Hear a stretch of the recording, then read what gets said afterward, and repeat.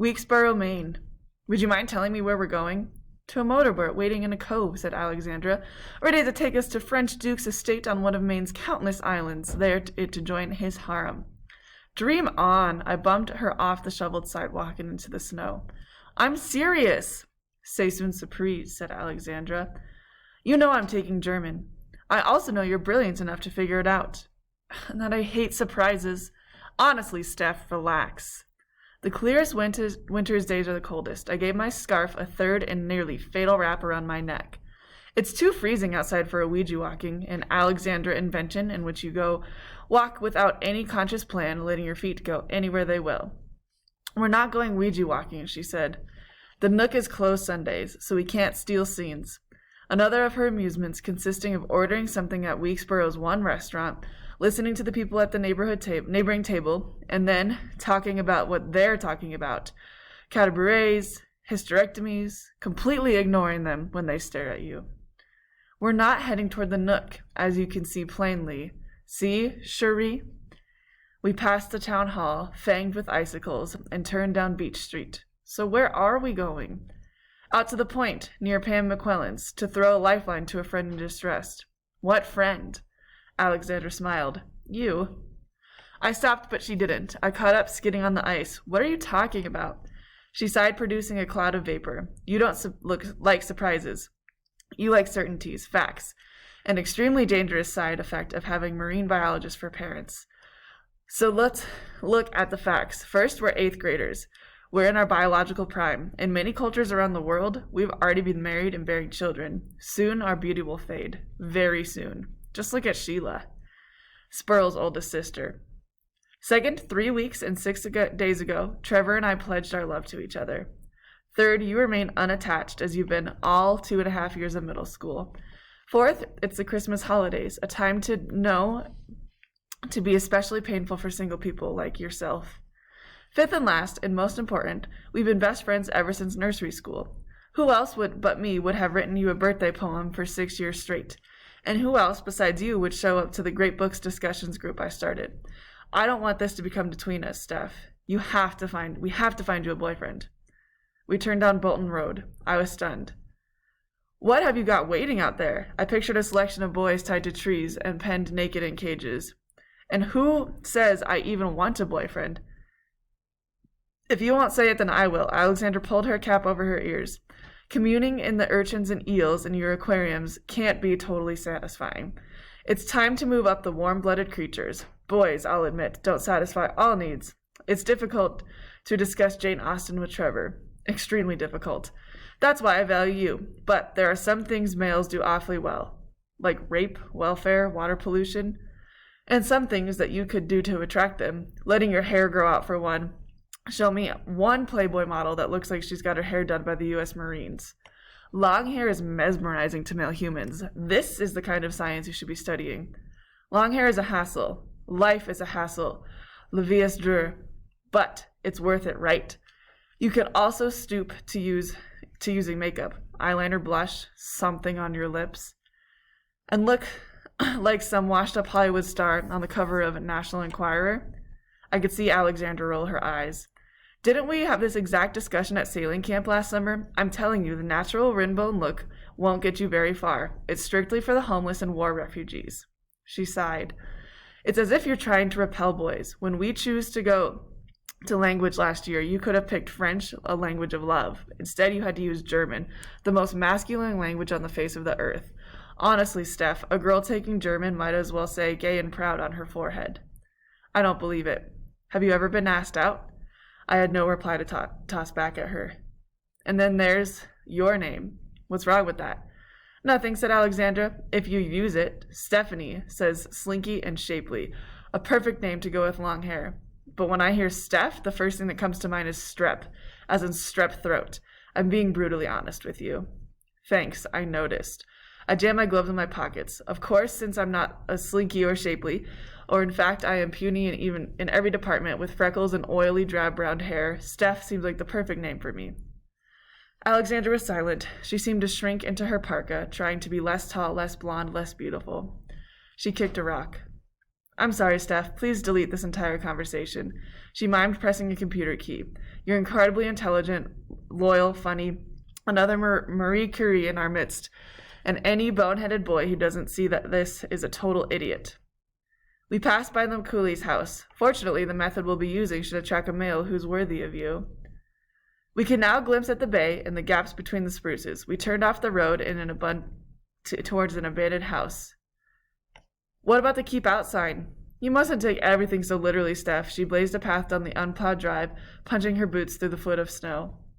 And despite my praise of your intelligence, it would be best to leave your literal logical mind at this point. Hey, no problem. Call me Lucille Ball. Gulls squawked mockingly above. We passed the empty house, its white paint peeling on half of its windows and boarded up. We tramped between the clotheslines and a shed, leaning drunkenly to one side. The water was in full view now, an icy wind plucking at it and turning my face to stone. So why are we here, of all places? That's why. Alexander stopped and pointed at a strange contraption near the edge of the cliff. What is it? We approached. It was as big as a box kite and mounted on a pole, gesticulating in the wind and moving arms, vanes, wheels, and propellers large and small. I'd never seen it. It was all different colors. It didn't resemble anything in particular, except at the top where there was a woman's head. Attached to her hair were 3 reflectors. Shells and chimes hung around her neck. Even with half of the moving parts, a gust blowing through it set off a flurry of fluttering and shimmering ringing, as if a flock of exotic birds was taking flight. I squinted my eyes against the window. A wind. Who made it? I think we can rule out the pilgrims. How should I know? It's always been here. What's written on the wood? Leah Rosalia Santano Zamaro. What's that? I'm pretty sure it's the prayer of the wind. And how is this thing going to get me a boyfriend? It isn't. Alexandra pulled a paperback book from her back pocket. But this will. She handed it to me. It was called Guided Imagery for Successful Living. I gawked at her. You have got to be kidding. Don't you even know what guided imagery is? No, but I don't like it. You said the same thing last year about boiling down Pepsi and pouring it all over ice cream. Now you love it. This is different. Then you can't forget what I said about Marie Curie. She believed in the scientific method, observation, hypothesis, experiment. So what's the hypothesis? That thoughts are powerful, that they're the seed of events, that by something we can make them happen. It was my turn to roll my eyes. I can't believe you found a way to link Marie Curie to this mumbo-jumbo. This is not mumbo-jumbo. She took back the book, and she struggled to turn the page with the thumbs and her mittens in her hands. Here, listen, all that is the result of what we have thought. Wow, I'm convinced. I want to join your cult, unless we have to pierce our noses. That was written, for your information, by ancient Buddhist monk named Yogi Berra. Stop it, Steph, this is serious. I'll say it is if I get frostbite standing here. Why can't we talk this over somewhere else? Because it's the perfect place for your guided imagery. She pointed at the flashing whirligig. You can't see the wind, but look what it can do. It's invisible but powerful, like thoughts. One brings a bunch of junk to life. The other brings desires to life. And it's better if you broadcast your thoughts outside. I did a visualization in this exact spot about the acing and algebra test, and it worked. I'm sure it's because of the whirligig. It symbolizes an unforeseen forces. She stared at me. It's like electricity, an invisible power that people don't know existed for centuries. If you learn to use your thoughts, you can do all kinds of things. She flipped through the book. These are visualizations here to make you resistant to illness, to overcome stress, to build confidence. Let's hear it. Alexander stamped down a circle of snow and sat. I did the same, leaning back against hers. Seek out a comfortable, nurturing place. Feel the gentle air against your skin, and your butt freezing to the ground. Perhaps you'll choose a quiet room or a peaceful corner in your garden. Breathe deeply. Feel yourself relax. Now, feel the inner strength within you. Imagine this strength is a mighty river. Or, for those with low confidence, a drip from a faucet. We're going to take a journey down this river. But remember, don't drink the water. She threw down the book. I'm trying to help you. She dumped a handful of snow on my head. But your scoffing scientific mind won't let me. Secretly, you want to be an old Maine. Despite her 7 Nobel Prizes, the 88-year-old spinster was in contact with neither friends nor relations. Her decomposed body had apparently been lying on her laboratory floor for years. The corpse was identified through the dental records. Now there's some imagery I could go for. 7 Nobel Prizes? Laugh your head off. Listen, Alexandra, I'm sorry, but it's too much like those men on TV who bend spoons with their thoughts. That's quackery. This isn't. And you're going to tell me that this fantasy book that attracts boyfriends? Not exactly. I thought I'd create one for you. You don't need a book. Anyone can lead a visualization. It's too cold and windy. The wind helps, don't you get it? It carries my words away like seeds and plants them in the future. You are a true mesh-headed dreamer. Thank you. And you're a closed-minded skeptic. Now, what do you say? Either I say yes or I freeze to death arguing. Make it fast and let's go. Great, she said. But you wouldn't want to skimp on the details, would you? I mean, we're deciding your future here. You don't want a standard LL Bean WASP boyfriend in plaid or navy. You want someone designed just for you. It's not that I'm doing this It's you I'm doing this for, not me. Have faith, mon ami. Okay, close your eyes. We were back to back so she couldn't see me. I obeyed anyway. It's summer. July. Must be a cold spell. You feel balmy air on your skin as you complete your pleasant morning sail and tack into Portland's harbor. Your hand is on a tiller for the 16-foot, all-wood, Graf sailboat, and your parents have bought you. Painted across the stern is the name of the you've chosen for, a free spirit.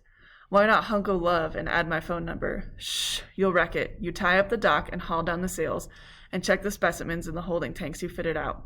You step ashore, your waist-length hair waving in the breeze, and kelp.